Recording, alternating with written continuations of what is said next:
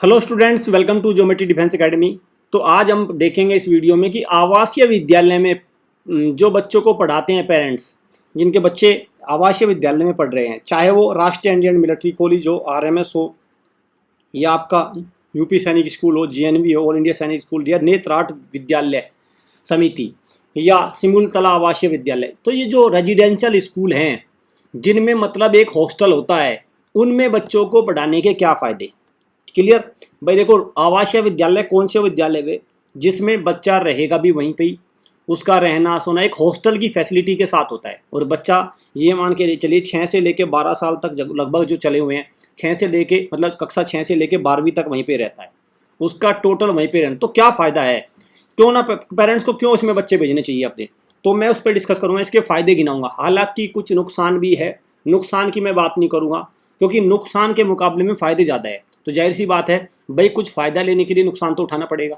ऐसा तो है नहीं सिर्फ फ़ायदे की बात करोगे तो नुकसान भी होगा। जैसे मैं एक छोटा सा नुकसान बता देता हूँ। कई बार क्या होता है कि खाने पीने में थोड़ी कमी रह जाती है, उस लेवल का नहीं खाना पीना मिल पाता, थोड़ा बहुत होता है, ज़्यादा नहीं, थोड़ा बहुत होता है। या कोई स्कूल जैसे जवाहर नवोदय विद्यालय है, भाई फ्री में एजुकेशन होती है, तो थोड़ा बहुत खाने पीने में कमी तो रहेगी क्योंकि सारा सरकार के जिम्मे होता है। ठीक, तो बट लेकिन उसको थोड़ा आपको मैनेज करके चलना पड़ेगा। बाकी क्या फ़ायदे हैं तो देखेंगे कि इक्का दुक्का की थोड़ी बहुत कमी है, बाकी सारे फ़ायदे ही फ़ायदे हैं। आज मैं एक एक फ़ायदा आपके सामने गिनाऊंगा। अगर आप ऑनलाइन तैयारी करना चाहते हैं इन स्कूल्स की, तो ये हमारा नंबर है ऑनलाइन के लिए। आप इसको कॉल करके प्रॉपर इन्फॉर्मेशन ले लीजिए। लाइव क्लास के थ्रू अगर आपको तैयारी करनी है, मतलब लाइव क्लास में क्या होगा, आपके पास कंप्यूटर और मोबाइल हो, उसमें नेट चलता हो, वहीं पे ही टीचर आपको मोबाइल में ऐसे दिखेगा और आपकी तैयारी होती रहेगी। ठीक है, टीचर आपको लैपटॉप मोबाइल में ही पढ़ाएगा। ठीक है, चलिए।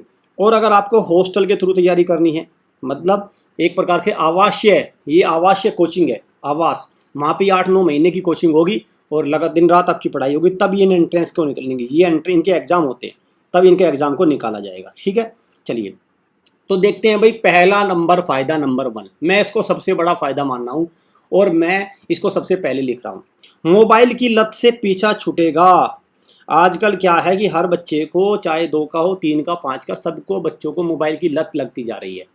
अब ये एक बात तो है कि भाई मोबाइल की, ऐसा तो है नहीं मोबाइल फ़ायदे का नहीं है। देखो, मोबाइल फ़ायदे का है, लेकिन अगर उसमें काम की बात हो।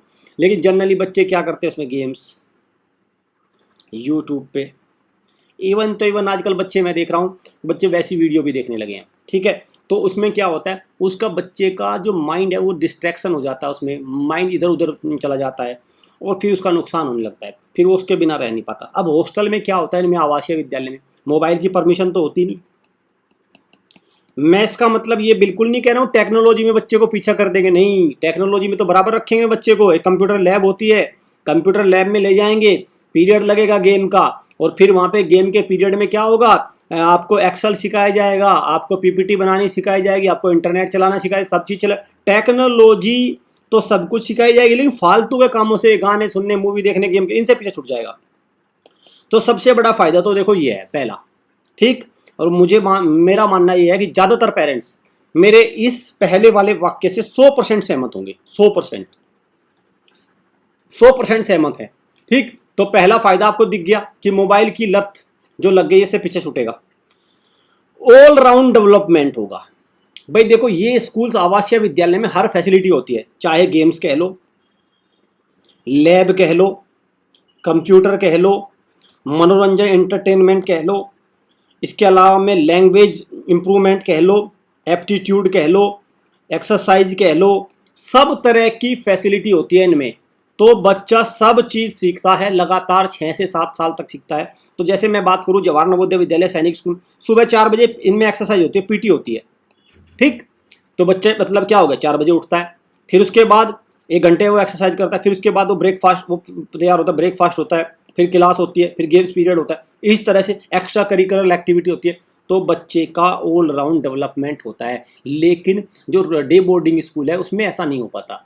ठीक है, बच्चा अपनी मर्जी से सुबह 4 बजे उठ के पीटी करने नहीं जा रहा है, बच्चा 8 ही बजे उठ रहा है। ठीक, उसका वहाँ पे टाइमिंग अलग है। तो एक ये फ़ायदा हो गया। ठीक है, चलिए।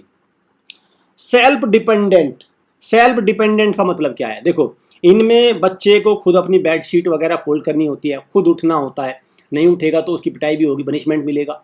ठीक है, खुद सारा काम करना है। तो कुल मिला के एक 10 साल का बच्चा सारे काम खुद करने लगेगा। चाहे उसको कपड़ों को अपने फोल्ड करना हो, कपड़े धुलने, कुछ कुछ स्कूल्स में तो कपड़े खुद भी धुलाए जाते हैं बच्चों से, तो वो सारी चीज़ें, ठीक है। अपने खाने पीने के टाइम पे खुद पहुंचेगा मैस में। तो ये एक प्रकार से कहो तो सेल्फ डिपेंडेंट हो जाता है।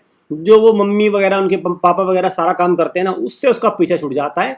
तो बच्चा खुद से सारी चीज़ें करता है, होमवर्क वगैरह अपना बैग में अपनी कॉपी किताबें वगैरह जमाना छोटा बच्चा करने लगता है, 10 साल का ही। तो इसमें क्या होता है, उसमें आत्मनिर्भर बनता है वो बच्चा, खुद से सारी चीज़ें करना सीखता है, खुद चलाता है वो, खुद वो एप्लीकेशन लिखेगा बीमार होने की, खुद वो अगर बीमार हो जाता है तो खुद में पानी पिएगा, कोई दवाई लेगा, सब चीज़ें खुद ही है ना। ठीक, चलिए। हाई कंपटीशन से लड़ने में मदद, बहुत अच्छा पॉइंट है भाई ये।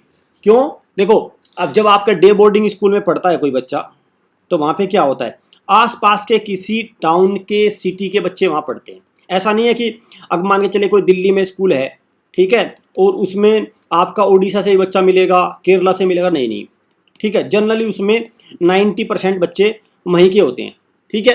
तो उसमें क्या होता है कि बच्चे को एक ही तरह के बच्चों से कंपटीशन करना होता है। लेकिन लेट अस सपोज आप सैनिक स्कूल में चले गए, तो वहाँ पे हर अलग अलग राज्य के और उस राज्य में भी अलग अलग जिले के बच्चे मिलेंगे, तो कंपटीशन बहुत अच्छा हो जाता है।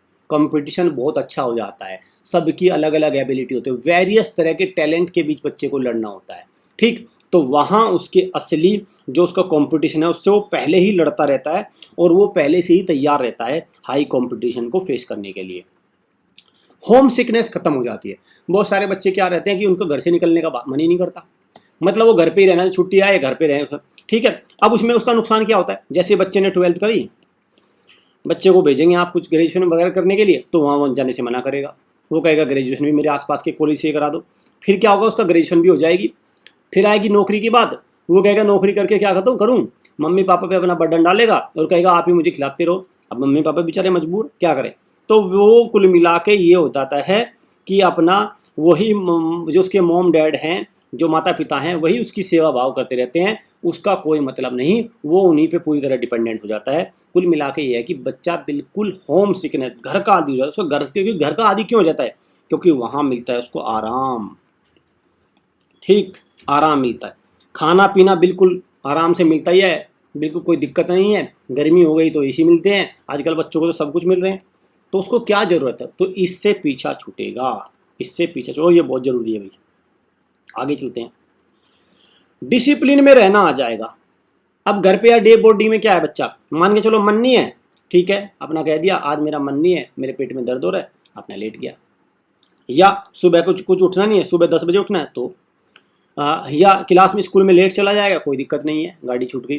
तो तमाम तरह के एक्सक्यूज है, या वो डिसिप्लिन में नहीं। लेकिन यहाँ पे जिन इन बोर्डिंग स्कूल में हर एक्टिविटी का एक टाइम पीरियड है, तो यहाँ पे आप बिना डिसिप्लिन में, भाई उठना टाइम से है, फिर क्लास में भी जाना है, ब्रेकफास्ट है, फिर इसके बाद लंच है, फिर गेम्स पीरियड है, एक्स्ट्रा करिकुलर एक्टिविटीज़ है, एक्स्ट्रा क्लासेज है, रात को फिर प्रेयर वगैरह है। तो सब चीज़ बड़े डिसिप्लिन में चलती हैं, टाइम टेबल फिक्स हो जाता है।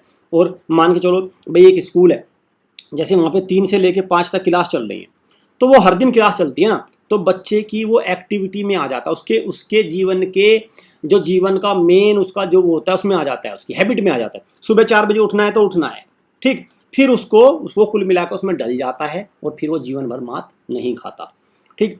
इंग्लिश स्पीकिंग में सुधार होगा।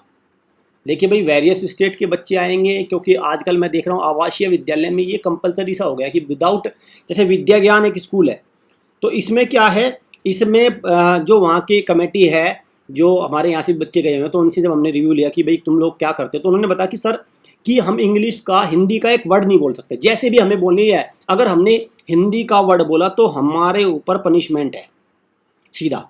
तो जैसी भी लैंग्वेज बोलनी है, लेकिन इंग्लिश बोलनी ही बोलनी है, चाहे कुछ भी बोलो, कहीं से ही बोलो, लेकिन बोलनी ही बोलनी, कंपलसरी है, हम हिंदी में बात नहीं कर सकते।